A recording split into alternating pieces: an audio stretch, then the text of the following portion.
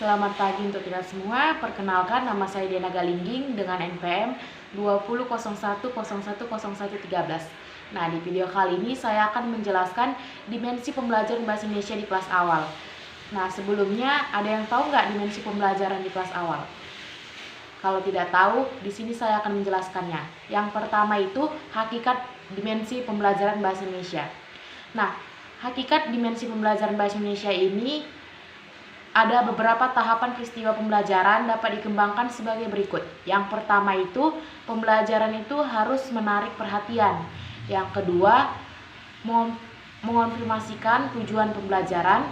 Dan yang ketiga, merangsang ingatan. Yang keempat, menyajikan bahan perangsang.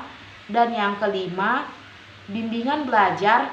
Yang keenam, menampilkan dan menilai kemampuan siswa. Yang ketujuh, memberikan balikan atau feedback. Nah, selain itu ada juga 5 dasar ada. Nah, selanjutnya ada 5 model dimensi belajar. Yang pertama itu mengembangkan sikap dan persepsi positif. Nah, dari mengembangkan sikap dan persepsi positif ini mudah untuk dipahami. Bahasa sikap dan persepsi belajar sangat mempengaruhi proses belajar. Yang kedua, belajar untuk pemerolehan dan pengingatan pengetahuan. Di dalam ini, ahli psikologi kognitif memandang belajar sebagai proses interaksi yang tinggi dalam membangun makna secara personal dan informasi yang diperoleh dengan pengetahuan yang sudah ada menjadi pengetahuan baru. Dan yang ketiga itu perluasan dan penghalusan pengetahuan.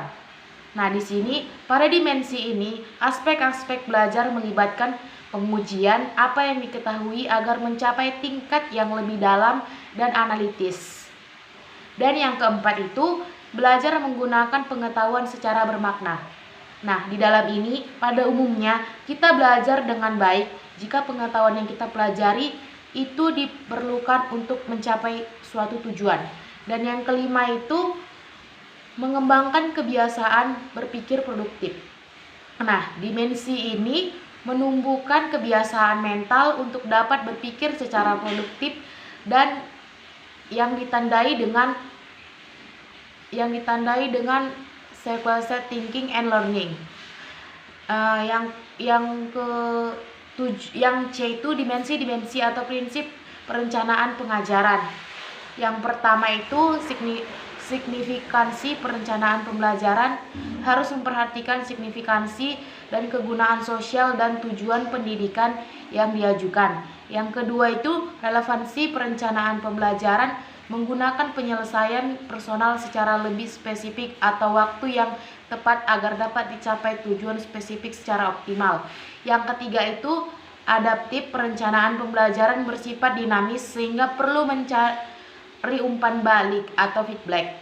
Yang keempat itu fleksibilitas artinya perencanaan terkait dengan teknik dan estimasi biaya dalam pertimbangan yang realistik.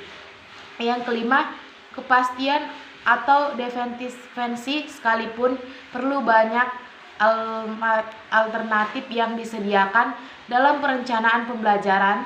Konsep kepastian yang dapat meminimumkan atau mengurangi kejadian-kejadian yang tidak diduga tetapi perlu diutamakan. Yang keenam itu ketelitian atau P-simulation prinsip seharusnya mendapat perhatian yang sangat besar agar perencanaan pembelajaran disusun dalam bentuk yang sederhana dan sensitif terhadap kaitan-kaitan antara komponen-komponen pembelajaran.